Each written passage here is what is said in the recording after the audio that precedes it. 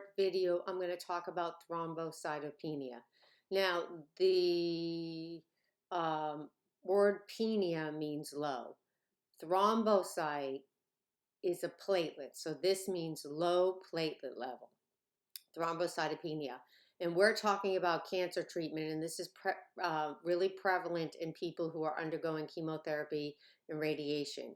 I also want to mention that students often get thrombocytopenia confused with neutropenia. So since platelets help with blood clotting, if you have thrombocytopenia, you are going to be prone to bleeding, and that's what we look for, signs and symptoms of bleeding. So the signs and symptoms are petechiae. Petechiae are little pinpoint blood spots, okay? And somebody could even look like they have a rash when they have thrombocytopenia, and it's all little petechiae, okay? Purpura are a little bit bigger than bruising, and that could be a symptom of thrombocytopenia. Ecchymosis, so that means bruising. Epitaxis, that means having nosebleeds. The patient could present with blood in urine, stool, and vomitus. Now, the blood could be visible, or it could be occult, which means hidden. So sometimes, you'll have to send the stool off to do occult blood testing. They will have a low platelet count. Okay, so the normal platelet count is 150,000 to 400,000. So when it gets below 50,000, we start to worry about bleeding. When it gets below 20,000, the patient could have spontaneous bleeding. When I worked in oncology, being an oncology nurse was the first job I ever had. And we took care of a very sick people on this unit. And they oftentimes had thrombocytopenia, or they had neutropenia, or they had both together. Anyways, I remember this one time I was taking care of somebody, and his platelet level was 6. Now remember what I just said, 6. I'm single number, 6. But he was also neutropenic. So he was on bleeding precautions, of course, and on protective isolation. But we couldn't send him to the unit because the unit had I can't remember what was going around, some MRSA or something, pneumonia. So we couldn't send him there. So we had to take care of him on the unit. And thankfully, he didn't bleed out. Okay. So there's a lot of causes. We're talking about chemotherapy and radiation therapy leading to thrombocytopenia for this exam. There's also something called idiopathic thrombocytopenia, and they don't know what causes that, but usually the patient undergoes a splenectomy and it eradicates. So pathological reasons why somebody could have thrombocytopenia include splenomegaly. Okay, if you have a big inflamed spleen, the spleen is responsible for eating like your old red blood cells, platelets, blood cells. The spleen takes it out of circulation, but if it gets inflamed, it's going to even take more of those blood cells out of circulation. So I always think of the spleen as like a Pac-Man that eats all the blood cells if it gets too big. Bone marrow suppression, which is what we're talking about with cancer treatment. This is frequently the reason people undergoing cancer treatment have thrombocytopenia. People receiving heparin therapy, they can get thrombocytopenia. Okay.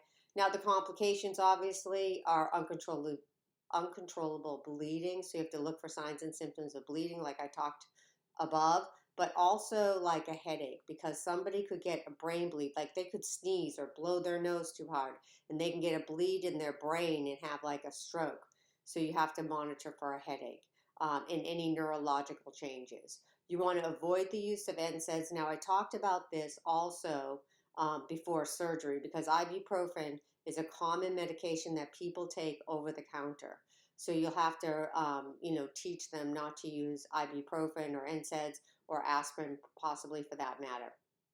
Okay, the treatment, you can give platelets. It's a blood product. And usually you give them if it's below 10K. So they wait. And the reason they wait is until the level is low is because the platelets are going to get eaten up as soon as they're put in. So just remember this, if you're going to give platelets, you give it right before somebody has a procedure. Like oftentimes somebody with low platelets will get platelets before a procedure. You give it at the time of procedure because that's when the platelets will work the best. You can administer medication to stimulate platelet production. Of course, you're going to monitor the platelet counts. Now, you want to avoid IV and injections because the patient's probably going to start bleeding.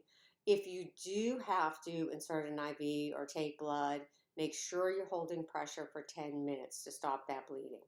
You want to always use the smallest needle possible to get the job done.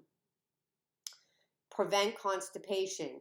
The reason you have to prevent constipation is if they become constipated, they're going to bleed per their rectum. And you can give nothing per rectum. No, you can't take a temperature per rectum. You can't give enemas. You can't give suppositories. Nothing per rectum, okay? Don't overinflate the blood pressure cuff when you're doing a blood pressure because just that pressure alone can cause them to bleed. All right, you want to explain to blow the nose gently, not rigorously. No vom. You want to make sure you're medicating for nausea and vomiting if the patient is getting nausea, does get nausea, does experience nausea, because you don't want them retching or vomiting because they could end up bleeding. You want to encourage the use of a soft toothbrush so that they don't injure their mucous membranes. You want to make sure dentures fit because if they have ill-fitting dentures, that could lead to bleeding in their mouth. You're going to encourage use of electric razor. They can't use a straight razor.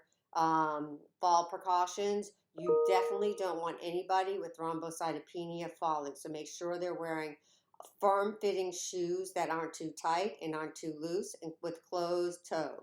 Okay. And the shoes are pretty stable. No contact sports and apply pressure and ice if they do bump something like their leg or you had to draw blood. Make sure you're holding for 10 minutes. The diagnosis is diagnosed by a low platelet count. And I talked about below 50,000 is at risk for bleeding, and below 20,000, we worry about spontaneous bleeding. So you would do these interventions on anybody with a platelet count under 150,000. But this is when we really start to worry below 20,000 because they could just bleed spontaneously. Okay, that was short and sweet.